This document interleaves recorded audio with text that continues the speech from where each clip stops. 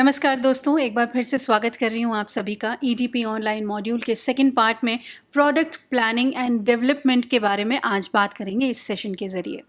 Product planning and development एक कितना essential part हो सकता है जब हम किसी प्रोडक्ट को प्लान करते हैं, उसको बनाने से लेकर, उसके एक आइडिया से लेकर उसकी सेलिंग तक। ये एक बहुत इम्पॉर्टेंट जर्नी होती है जो किसी भी प्रोडक्ट की लाइफ में आती है। एक बहुत क्रिटिकल जर्नी भी हो सकती है। अगर हम इसको प्लान नहीं करते हैं तो और भी ज़्यादा प्रॉब्लमेटिक हो सकती है। हालांकि प्लान करने के बाद भी सक्सेस फॉर श्योर मिलनी है या नहीं मिलनी है ये बात तय नहीं होती है, लेकिन फिर भी ये जो फेज़ होता है प्लानिंग का, किसी भी प्रोडक्ट को प्लान करने का, ये जल्दबाजी में निकाला नहीं जा सकता। बहुत सोच समझकर, बहुत सारे पॉइंट्स पे बहुत सारा एनालिसिस कर बहुत सारा चिंतन, बहुत सारा विश्लेषण करके हम इस प्रोडक्ट प्लानिंग को पूरा करते हैं। और तब जब ये प्लानिंग पूरी हो जाती है, हर स्टेप इसका कंप्लीट हो जाता है, तब जाकर ये प्रोडक्ट जो है ये मार्केट में लॉन्च होने के लिए रेडी होता है। तो क्या क्या हैं वो स्टेप्स, क्या क्या हैं वो चीज़ें जो इस प्रोडक्ट प्लानिंग के अंतर्गत आती हैं, ये हम जानेंगे आज अपने इस सेशन के ज़रिए। कभी आपने कोई कहानी पढ़ी होगी तो उसमें कितने सारे फैक्टर्स आते हैं। एक कहानी किस विषय पर आधारित है, ये कहानी में कौन कौन से किरदार हैं, ये कहानी क्यों लिखी गई है, कहाँ लिखी गई है, कैसे लिखी गई है, ये जो what, why, how, when, where, ये सारी जो चीज़ें होती हैं ना, बिल्कुल ऐसा ही होता है आपका प्रोडक्ट का प्लानिंग। बिल्कुल किसी स्टोरी की तरह, किसी पेंटिंग की तरह, जो शुरुआत तो जिसकी होती है किसी एक छोटे से आइडिया के साथ, उस आइडिया को कैसे इम्प्लीमेंट करना है, कैसे उसकी डिज़ाइनिंग करनी है, क्या क्या चीज़ें उसमें इन्वॉल्व करनी है, कैसे वो बनने के बाद उसका मार्केट सर्वे करना है, कैसे हम उसकी मार्केटिंग करनी है, कैसे उसकी पैकेजिंग करनी है। एक नहीं, बहुत सारी प्रक्रियाएं हैं जिनसे होकर आपका प्रोडक्ट गुजरता है और तब कहीं जाके वो बाज़ार में आने के लिए रेडी हो पाता है। तो हम आज इसी बात पर थोड़ी बहुत चीज़ें जानते चलेंगे अपने इस सेशन के ज़रिए। एसेंशियल एलिमेंट्स क्या हैं प्रोडक्ट डिज़ाइनिंग के, प्रोडक्ट की प्लानिंग के, क्या क्या चीज़ें हमको ध्यान में रखनी है। सबसे पहली बात है रिसर्च एंड डिज़ाइन। किसी भी प्रोडक्ट को मार्केट में लाने के पहले उसके ऊपर रिसर्च करना और उसकी डिज़ाइन बनाना, ये दो चीज़ें बहुत इम्पॉर्टेंट हो जाती हैं। अब ये रिसर्च और डिज़ाइन कौन करता है? ये रिसर्च और डिज़ाइनिंग दो तरह से होती है। पहली बात तो आपका जो डिपार्टमेंट है, जिसको आप R&D डिपार्टमेंट कहते हैं, उसमें आपके जो लोग बैठे हुए हैं वो बाहर की चीज़ों को समझकर, जानकर, एक सर्वे के द्वारा इन सारी चीज़ों को निकाल कर तब जाकर कहीं एक प्रोडक्ट को डिज़ाइन करते हैं। दूसरा होता है आपका कस्टमर। उस कस्टमर को क्या चाहिए, उसकी क्या रिक्वायरमेंट्स है, वो कैसी चीज़ें चाहता है। मान लीजिए आप एक जनरेटर बनाने जा रहे हैं। अब जनरेटर डेफिनेटली एक बड़ी चीज़ है और बहुत एसेंशियल भी है इस वक्त। लोगों के घरों में, सिर्फ फैक्ट्रीज़ में या दुकानों पे नहीं इस्तेमाल होता, लोग अपने घरों के लिए भी जनरेटर खरीदते हैं। लेकिन साथ ही साथ एक चीज़ ये भी है कि जो घर हैं उनको बनाने में अब उतनी जगह नहीं मिलती, घरों का जो आकार है वो कम होता जा रहा है। तो ज़ाहिर तौर की बात है कि जो भी कस्टमर हमारा है, अगर एक जनरेटर लेने मार्केट में निकलेगा तो साइज़ उसके लिए एक बहुत बड़ी चीज़ होगी, बहुत बड़ा मैटर होगा कि वो जनरेटर घर में इतना प्रॉपरली रख जाए, इतने ढंग से रख जाए कि वो ज़्यादा जगह भी ना घेरे और काम भी उससे प्रॉपरली होता जाए। तो आपकी रिसर्च एंड जो डेवलपमेंट टीम है ये तो काम कर ही रही है, साथ ही साथ जो कस्टमर की रिक्वायरमेंट्स है ये भी बहुत ज़रूरी हो जाता है जानना कि उनकी रिक्वायरमेंट्स के ज़रिए हम किस तरीके की डिज़ाइनिंग करेंगे। इसके बाद आते हैं प्रोडक्शन टेक्निक्स पर। ये this requires examination of the alternative techniques of production and choosing the right one that would necessarily add such attributes to a product which matches the customer's need. Production की techniques क्या हो सकती हैं, किस किस तरह से हम अपने कौन सी तकनीकों से इन चीज़ों को बना सकते हैं। जैसे पिछले सेशंस में बात हुई कि अब लोग ऑर्गेनिक चीज़ों पे बहुत ध्यान देने लगे हैं। कुछ ऐसी टेक्निक्स हम लेके आए, मान लीजिए जनरेटर का मैंने एग्जाम्पल दिया, जो पोल्यूशन को बहुत कम कर सके। पोल्यूशन ख़त्म नहीं होगा, इससे ये बात तय है, लेकिन उसका परसेंटेज बहुत कम कर सके, ऐसी कौन सी टेक्निक के साथ हम अपना प्रोडक्ट डिज़ाइन कर सकते हैं, बना सकते हैं। अगर हम ऐसी रिक्वायरमेंट्स के साथ अपने प्रोडक्ट की डिज़ाइनिंग करते हैं, उन टेक्निक्स को ध्यान में रख के, तो हम अपने प्रोडक्ट को एक स्टेप अबव ले जा सकते हैं इस फील्ड पर सोचने के लिए कि हम अपनी जो हमने चीज़ बनाई है उसमें हमको कामयाबी मिलेगी। मॉडिफिकेशन एंड इम्प्रूवमेंट, गुंजाइश तो हमेशा ज़रूरी होती है किसी भी प्रोडक्ट को बनाने में। जब हम उसको प्लान करने लगते हैं तो हमारी प्लानिंग जो है वो ऐसी होनी चाहिए जहाँ पर इतनी सारी गुंजाइश निकलती रहे, इतना फ्री होना चाहिए वो कि आगे आने वाले जो सर्वेज हम कर रहे हैं उसमें अगर चेंज करने की कहीं पे भी हमको लगता है कि हाँ यहाँ ज़रूरत है, तो हम उस चेंज को वहाँ पर इम्प्लीमेंट कर सकें, उन चीज़ों को मॉडिफाई कर सकें और अपने प्लान को, अपने बिजनेस प्लान को, अपने मैन्युफैक्चरिंग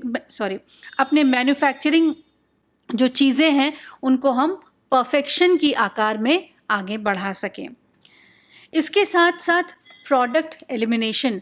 अच्छा, कई बार कुछ चीज़ें ऐसी बन जाती हैं जो हमारे लिए या हमारी मार्केट के लिए ज़रूरी नहीं होती हैं, उनमें हम बेवजह कॉस्ट क्यों डालें, हम ये भी सोचते हैं। लेकिन साथ ही साथ एलिमिनेशन बहुत ज़रूरी है। बहुत कुछ ऐसा है जो अनप्रॉफिटेबल है, हमारे लिए काम का नहीं है, उसको एलिमिनेट करना सीखें। वो जो रेंज है प्रोडक्ट्स की उसको हटाने का ज़िम्मा भी जब हम प्लान कर रहे हैं प्रोडक्शन के लिए तभी हमारे सामने आ जाता है। प्रोडक्ट की प्राइसिंग बहुत ज़रूरी है। अगर हम मार्केट को देखेंगे, अगर हम अपने कॉम्पिटिटर्स को देखेंगे, उसी तरह की एक चीज़ ऑलरेडी मार्केट में चल रही है, वो कितने दाम में बिक रही है, हम कितना कम करके या क्या उसके बराबरी पर आकर उस अपने प्रोडक्ट की कॉस्टिंग कर सकते हैं और अपने प्रोडक्ट को मार्केट में उस ऑलरेडी एक जो अवेलेबल प्रोडक्ट है उसके कंपटीशन में बिठा सकते हैं या उससे ज़्यादा सेल ले सकते हैं। ये बात ध्यान में रखते हुए हमें अपने प्रोडक्ट की कॉस्टिंग यानी प्राइसिंग करनी होगी। अब कोऑर्डिनेशन का मतलब यहाँ पर यह है कि this requires constant monitoring and information feedback. यहाँ पर जब हम किसी चीज़ को प्लान करते हैं और अपनी टीम के बीच में लेकर आते हैं तो एक कोऑर्डिनेशन होना बहुत ज़रूरी है। आपस में आपकी पूरी टीम जो प्लानिंग कर रही है उसमें फीडबैक्स हमको क्या मिल रहे हैं या फिर जो हम बना रहे हैं उसकी हमेशा मॉनिटरिंग करते रहना, उस पर हमेशा आंख रखना, उसके लिए हमेशा अवेयर रहना बहुत ज़रूरी हो जाता है।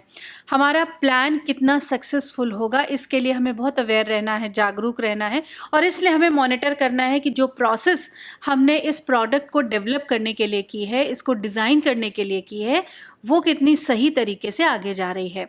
और ये तभी हो सकता है जब हम जो फीडबैक्स हमको मिल रहे हैं, जो हमारे कस्टमर्स मार्केट में हैं, क्योंकि मार्केट सर्वेज होते रहते हैं, तो हमारा जो फीडबैक है वो क्या कह रहा है, हमारा कस्टमर क्या कह रहा है, प्लस हमारा जो डिपार्टमेंट है जिसमें हम अपने टीम मेंबर्स के साथ बैठे हुए हैं वो क्या फीडबैक्स दे रहे हैं, इन सारी चीज़ों को मॉनिटर करते रहना बहुत ज़रूरी होता है। इसके बाद बात आती है कॉमर्शलाइजेशन की। This involves determination of marketing outlets and integrating the new product into the firm's normal operations for satisfactory volume of sales. Market के जो आउटलेट्स हैं हमारे, हम जिन जगहों पे सामान देंगे उनमें किस तरह की डिमांड्स आ रही हैं, कितना सेल है वहाँ पर। हम अगर एक पर्टिकुलर मार्केट सपोज़ चूज़ कर लेते हैं कि हमें अपना माल यहाँ पर डिलीवर करना है, लेकिन अगर वहाँ पर ख़रीदने वाले लोग ही नहीं हैं, वहाँ की सेल उतनी अच्छी नहीं है, तो फिर आप क्या करेंगे। यहाँ पर भी यही बात आती है कि हमको अवेयर रहना है उस चीज़ के साथ, हमको जागरूक रहना है उस चीज़ के साथ, हमको मार्केट पे इस बात के लिए आंख टिकाए रखनी है कि हम कहाँ पर कैसे अपने प्रोडक्ट को लॉन्च करेंगे, अपने प्रोडक्ट को हम किन किन जगहों पर पहुँचाएंगे ताकि उसकी सेल में बढ़ोतरी हो सके और जितना मुनाफा हमने चाहा है वो हम पा सकें। कुछ सवाल होते हैं जो एक अच्छी प्रोडक्ट प्लानिंग टीम को जानने चाहिए और इनके सॉल्यूशंस उस टीम के पास होने चाहिए। टीम अगर है तो हमारा काम ही यही है कि हम बहुत अलग अलग एंगल्स पे वर्क करें, बहुत अलग अलग प्रॉब्लम्स के जो सॉल्यूशंस हैं उनको निकालें, ताकि हम जिस लक्ष्य को लेकर चल रहे हैं कि हमें इस प्रोडक्ट की सेल के साथ, इतनी सेल के साथ इतना प्रॉफिट कमाना है। सबसे पहली बात, व्हाट इज़ द प्रोडक्ट। हम जो प्रोडक्ट बना रहे हैं वो है क्या, किसके इस्तेमाल के लिए है, वाई इज़ इट नीडेड, इसकी ज़रूरत क्यों है? अगर जनरेटर बना रहे हैं तो ज़रूरत इसलिए है कि बिजली जाए तो हम इसका इस्तेमाल कर सकें। लेकिन एक ऐसे एरिया में जहाँ बत्ती जाती ही नहीं है, अगर आप वहाँ के लिए इसको बनाएँगे या वहाँ उस एरिया में सेल करेंगे तो उसकी सेल डेफ़िनेटली घटेगी। बहुत से एरियाज़ हैं जहाँ पर ये बिजली का प्रॉब्लम बहुत ज़्यादा रहता है, तो हमको देखना होगा कि क्यों ज़रूरी है ये प्रोडक्ट जो हमने बनाया है। Why is your team the best suited to bring it to life? आपकी टीम को क्यों चुना गया इस बात के लिए? क्योंकि आप में वो स्किल्स हैं, आप में वो टैलेंट्स हैं, आप में वो कैपेबिलिटीज़ हैं जिनसे निकल कर एक प्रोडक्ट, एक अच्छे डिज़ाइन, एक शेप, एक कॉस्ट और एक रिक्वायरमेंट को फुलफिल करने वाला प्रोडक्ट बनकर सामने आ सकता है। लेकिन आपकी टीम उस पर कैसे वर्क करेगी ये तो तभी मालूम होगा जब आप उस पर काम करना शुरू करेंगे एक प्लान्ड तरीके के साथ, पूरी चीज़ों को एनालाइज करने के साथ। When can it be launched? इसको लॉन्च कब किया जा सकता है? बहुत सारी ऐसी चीज़ें होती हैं जो लोग स्पेशल ओकेजन्स पे लॉन्च करते हैं, जैसे ज्वेलरी बहुत सारी ऐसी होती है जो स्पेशल ओकेजन्स पे आती है, या कुछ स्पेशल एडिशंस होते हैं जैसे बाइक के स्पेशल एडिशंस हैं या कार के स्पेशल एडिशंस हैं जो फेस्टिव सीजन्स के थ्रू लोग लॉन्च करते हैं, या कुछ चीज़ें ऐसी हैं जो मौसम के साथ चलती हैं। तो आप जो चीज़ें बना रहे हैं, आप किस उद्देश्य के साथ बना रहे हैं, आपका पर्सपेक्टिव क्या है उसके पीछे, और उस पर्सपेक्टिव को ध्यान में रखकर आप ये बात निकाल सकते हैं, तय कर सकते हैं कि हमको इस प्रोडक्ट को कब लॉन्च करना है। अगर जनरेटर की बात क्योंकि शुरू से चलती आ रही है तो मैंने इस बात को पकड़ लिया है, गर्मियाँ एक बेहतर सीज़न है आप अगर जनरेटर को लॉन्च करना चाहते हो अपने। इसी तरह से आप कभी भी कोई भी चीज़ प्रोडक्ट आप देखिए, क्योंकि हमारा जो सोशियो इकोनॉमिक कल्चरल एनवायरनमेंट है वो हमारे प्रोडक्ट्स के ऊपर बहुत असर डालता है। Where could it be sold, ये बात अभी हुई कि हमको अपने मार्केट सर्वे के दौरान ये चीज़ें मालूम हो जाती हैं कि कौन सी चीज़ की रिक्वायरमेंट किस एरिया में, किस क्षेत्र में ज़्यादा है, किस तरह के लोग कहाँ पर रह रहे हैं, उनकी अपनी रिक्वायरमेंट्स क्या क्या हैं, तो कहाँ पर अपने सामान को बेचा जा सकता है, ये आपकी प्लानिंग का एक बहुत इम्पॉर्टेंट हिस्सा है। Who would by the product, कौन होगा आपका टारगेट ग्राहक जिसको आप ये सामान बेचोगे। बहुत सारी चीज़ें अलग अलग ग्रुप्स के लिए, एज ग्रुप्स के लिए या जेंडर्स के लिए ज़रूरी होती हैं। उस हिसाब से अपनी चीज़ को प्लान करना है कि अगर हम ये चीज़ बना रहे हैं, देखिए एक बात होती है, अगर हम किसी चीज़ को किसी फीमेल बायर के लिए बना रहे हैं तो उसकी डिज़ाइनिंग से लेकर उसकी पैकिंग तक पे ये ध्यान रखा जाएगा कि इसमें क्या क्या चीज़ें होंगी जो एक फ़ीमेल बायर को अट्रैक्ट कर सकती हैं। उसकी पैकिंग का तरीका हो सकता है, उसमें इस्तेमाल होने वाले कलर्स हो सकते हैं, उसमें लिखी हुई स्लोगन्स हो सकती हैं, उसमें बनी हुई पिक्चर्स हो सकती हैं। तो ये आपकी प्रोडक्ट डिज़ाइनिंग के अंदर ही आता है कि आप किस तरीके से ये बात ध्यान में रखोगे। अगर आप किसी मान लीजिए छोटे बच्चों के लिए आप खिलौने बना रहे हैं और वो सिर्फ बॉयज़ के लिए हैं, उसमें आप पिंक कलर और ब्लू कलर्स डालते हो तो शायद वो अट्रैक्ट नहीं कर पाएगा। अगर कोई स्ट्रॉन्ग चीज़ उसमें है तो वो स्मॉल किड्स जो हैं वो बॉयज़ सेक्शन की तरफ वो अट्रैक्ट हो जाएगा। तो ये चीज़ें जो होती हैं ये डिज़ाइनिंग के लिए और डेवलपमेंट के लिए बहुत ज़रूरी हो जाती हैं। हु केयर्स, ये हु केयर्स वाला नहीं है, बट हु केयर्स, कौन इस बात के लिए कंसर्न है ये भी जानना ज़रूरी है। हु इज़ द कॉम्पिटिशन, हम जिस एटमॉस्फेयर में बाहर आ रहे हैं, हम अपने प्रोडक्ट को लॉन्च कर रहे हैं, हमारे कॉम्पिटिटर्स कैसे हैं, उनके प्रोडक्ट्स कैसे हैं, उनकी कॉस्ट कैसी है, उनकी पैकिंग कैसी है, और सबसे बड़ी बात कि उस जो प्रोडक्ट बेच रहे हैं मार्केट में उसकी सेल कैसी है, उसके रिव्यूज़ कैसे हैं।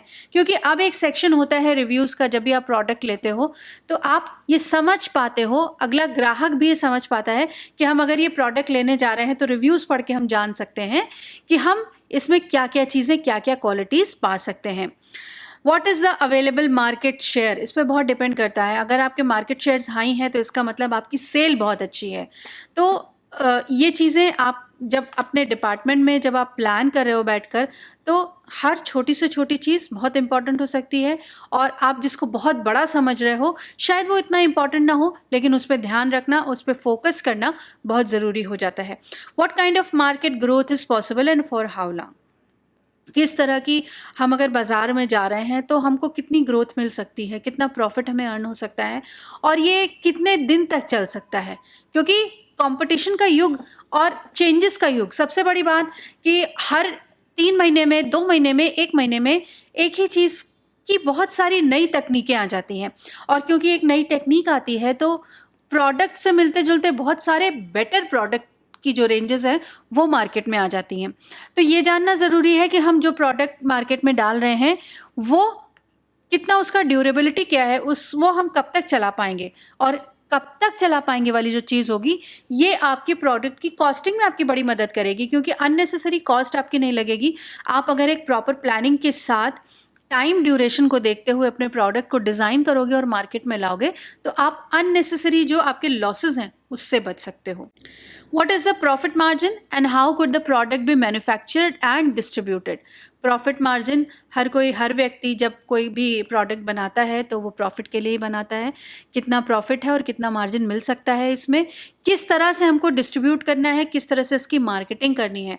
मार्केटिंग एक बहुत अहम मुद्दा है जिसके बारे में आप पिछले सेशंस में जान भी चुके हैं, लेकिन इस मार्केटिंग के मुद्दे को प्रॉफिट और मार्जिन के साथ जोड़ना भी बहुत ज़रूरी हो जाता है, क्योंकि आपकी जो एडवर्टाइजिंग होती है, जो मार्केटिंग होती है, वो बहुत सारे ऐसे फैक्टर्स लेकर चलती है कि आपका प्रोडक्ट मार्केट में किस तरह से सेल होगा, उसकी जो आने वाली पॉपुलैरिटी है, जो आने वाली ग्रोथ है वो कितनी होगी और किस तरह से इसको मार्केट किया जाएगा। क्या क्या ज़रिए हो सकते हैं एडवर्टाइजिंग के, आप टीवी, रेडियो या फिर न्यूज़पेपर या फिर लाइव जो वैन पब्लिसिटी होती है उसके ज़रिए, या कैसे भी इसको करना चाहते हैं, सोशल मीडिया के ज़रिए, या और भी बहुत सारे तरीके हैं किस तरह से इस प्रोडक्ट को मार्केट में लाना चाहते हैं।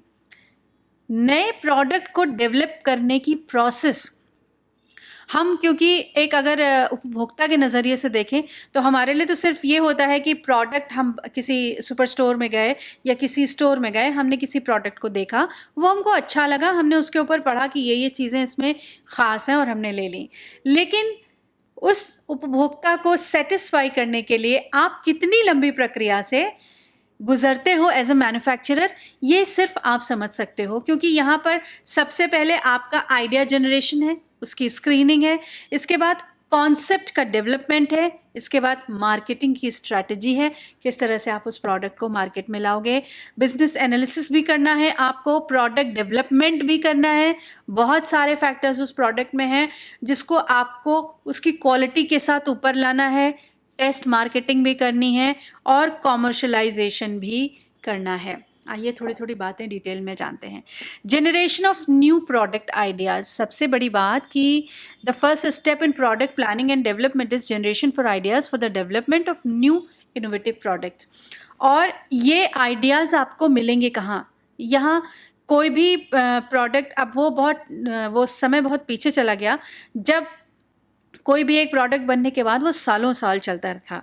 या आज मैं पार्ले जी की भी बात करूं तो एक ऐसा एक ऐसा बिस्किट है वो जो सालों से चला आ रहा है और लोगों का फेवरेट है, लेकिन आने वाले समय में भी बहुत से चेंजेस आएंगे और इस समय भी पार्ले जी को ये ज़रूरत पड़ी कि वो अपनी बिस्किट की पैकिंग चेंज करे, क्योंकि ये वर्ल्ड कंपटीशन का है, लेकिन उन्होंने कभी भी क्वालिटी के साथ कॉम्प्रोमाइज़ नहीं किया। ऐसे हज़ारों प्रोडक्ट्स हैं आपके सामने जहाँ पर आइडियाज़ बहुत ज़रूरी होते हैं। और ये आइडियाज़ मिलते कहाँ से हैं आपको?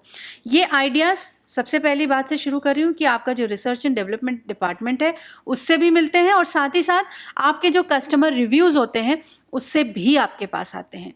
इसके बाद की एक बहुत बड़ी इंपॉर्टेंट प्रोसेस है स्क्रीनिंग ऑफ आइडियाज़। आपने 10 आइडियाज़ चुने, मान लीजिए आपकी टीम है, 10 मेंबर्स हैं, 10 ने 10 आइडियाज़ दिए, फिर आपके पास 20 आइडियाज़ कस्टमर्स से आ गए, अब आपके पास 30 आइडियाज़ हैं।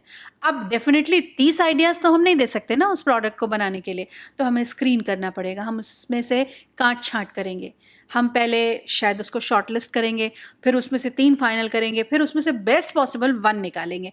तो ये स्क्रीनिंग की जो प्रोसेस होती है ये लंबी होती है और बहुत ध्यान देना पड़ता है इसमें कि हम जिस आइडिया के साथ अपने प्रोडक्ट की मैन्युफैक्चरिंग करने जा रहे हैं वो कितना लॉन्ग टर्म प्रॉफिट हमको देने वाला है। इसलिए स्क्रीनिंग पे ध्यान देना बहुत ज़रूरी होता है। प्रोडक्ट कॉन्सेप्ट डेवलपमेंट, अब आपने स्क्रीन करके उस आइडिया को निकाल लिया, अब उस आइडिया को आपको डेवलप करना है। बिल्कुल वैसे ही कि कहानी लिखने के पहले आपके पास एक सोर्स है, एक चीज़ है जिस पे आपको कहानी लिखनी है, लेकिन उसको डेवलप कैसे करेंगे आप? यहाँ पर आती है प्रोडक्ट कॉन्सेप्ट डेवलपमेंट की बात। जो स्क्रीन होने के बाद आपके पास आए हैं, अब आपको देखना है कि उसका फिजिकल फीचर क्या है, उसमें कौन कौन से फ़ायदे आप लोगों को दे सकते हैं, उसका दाम कितना रखा जा सकता है, उसकी पैकिंग कैसे होगी, और एक जो प्रोडक्ट कॉन्सेप्ट है पूरा का पूरा वो टारगेट मार्केट को ध्यान में रख के बनाना पड़ता है। आप बहुत अच्छे से समझ रहे होंगे इस बात को जब हम एग्जाम्पल्स के साथ इस बात को समझाते हैं कि किस एज के लिए, किस जेंडर के लिए, किस वर्ग के लिए आप एक प्रोडक्ट को डिज़ाइन कर रहे हो। वो प्रोडक्ट कॉन्सेप्ट डेवलपमेंट के अंदर वो सारे स्टेप्स आप कवर करते चलोगे। कॉमर्शियल फिजिबिलिटी क्या है, पर्पस क्या है, प्रोडक्ट आइडिया जो है वो आपको कॉमर्शियली फिजिबल कैसे बनाना है in terms of demand, potential and the cost of production and marketing. देखिए, जब भी कोई चीज़ मार्केट में आती है, कॉस्ट एक बहुत बड़ा फैक्टर होती है उसको। तो आपकी जो कॉस्ट है, कहीं ऐसा तो नहीं आपने इतना महंगा बना दिया अपना प्रोडक्ट कि जो एक जिस टारगेट जनता के लिए लेके गए हो, उसको जिस टारगेट उपभोक्ता के लिए लेके गए हो, वो उसको वहन ही नहीं कर पा रहा है, वो उसको नहीं खरीद पा रहा है। तो ये जानना बहुत ज़रूरी हो जाता है कि कॉमर्शियल फीजिबिलिटी कितनी है उस प्रोडक्ट की जो आप मार्केट में प्लेस करने जा रहे हो। Product development encompasses the technical activities of engineering and design. अब कैसे, एक आपके पास इंजीनियर्स हैं, आपके पास वो मशीनरी पे उस प्रोडक्ट को बना रहे हैं।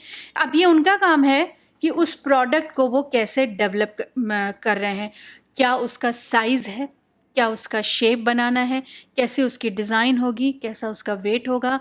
मोबाइल कंपनीज़ की बात करूं मैं, एक दौर था जब मोबाइल आने शुरू हुए थे मार्केट में, और बहुत बेहतर याद होगा आपको जब पहले दूसरे मोबाइल आए थे तो वो कितने बड़े और कितने भारी हुआ करते थे, लेकिन लोगों के लिए वो बड़े अट्रैक्शंस थे।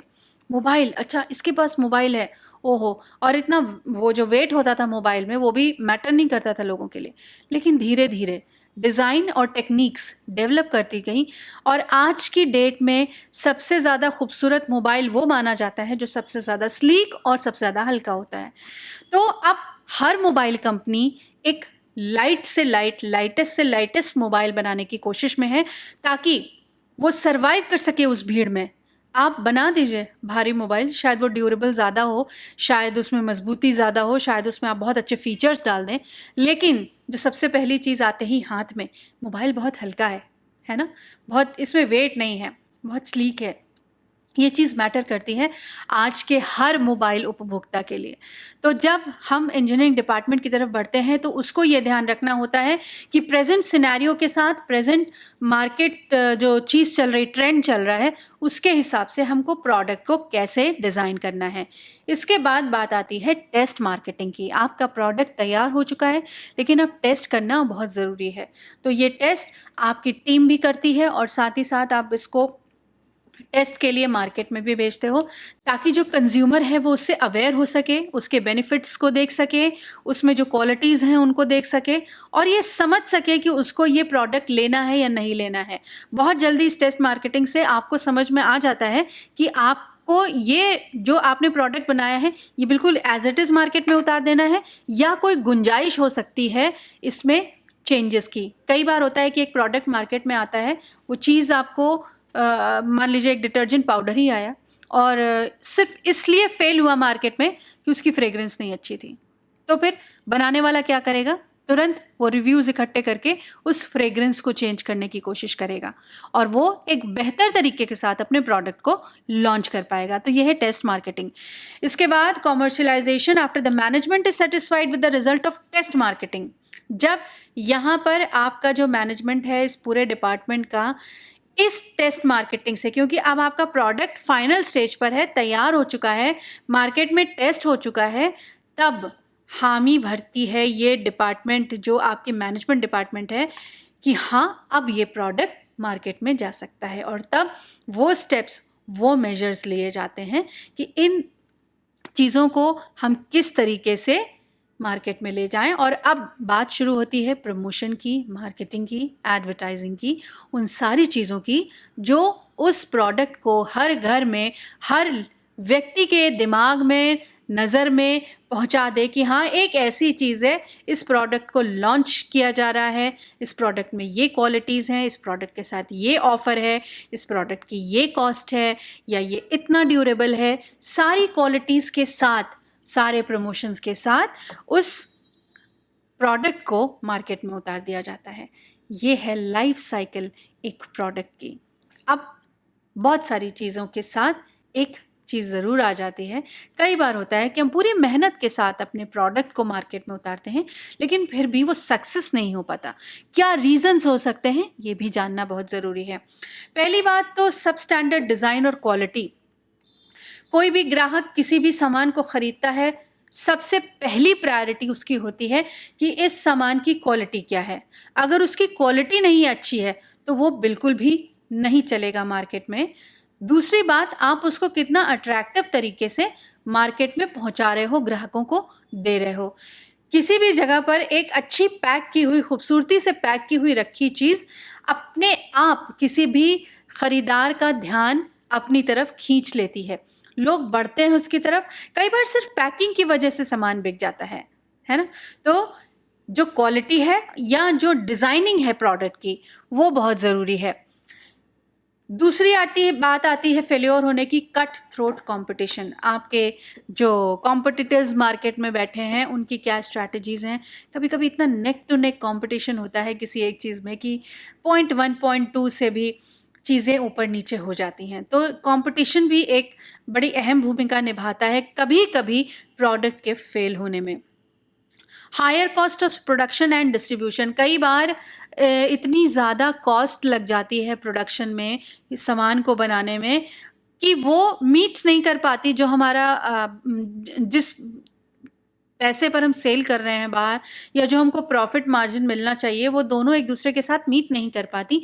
और शायद ये भी एक वजह बन जाती है हमारे प्रोडक्ट के फेल्योर की कि हम उतना पैसा निकाल ही नहीं पाते, तो हम अगला प्रोडक्शन शुरू कहाँ से करेंगे। मार्केट और मार्केटिंग रिसर्च एडिकेट नहीं हो पाती, या मार्केट हमारी हमको सपोर्टिव नहीं हो पाती। कई बार हम चीज़ों को बहुत अच्छा कई बार ओवर अच्छा क्वालिटी भी प्रॉब्लम कर जाती है।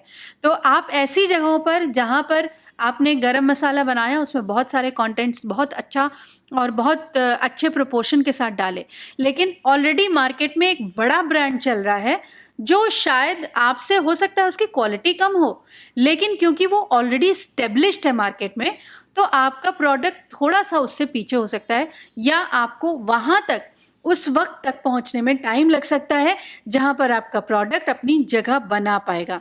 इसके साथ ही साथ आपकी डिस्ट्रीब्यूशन टीम कैसी है, समय पर वो जगह पर उस सामान को पहुंचा पा रही है जहां पर रिक्वायरमेंट है। अगर रिक्वायरमेंट के टाइम पर लोगों को सामान नहीं मिलेगा तो डेफिनेटली वो दूसरे प्रोडक्ट पे स्विच ओवर कर जाएंगे, और ये एक वजह बनती है कि आपका जो प्रोडक्ट है उसकी सेल जो है वो कम हो जाती है।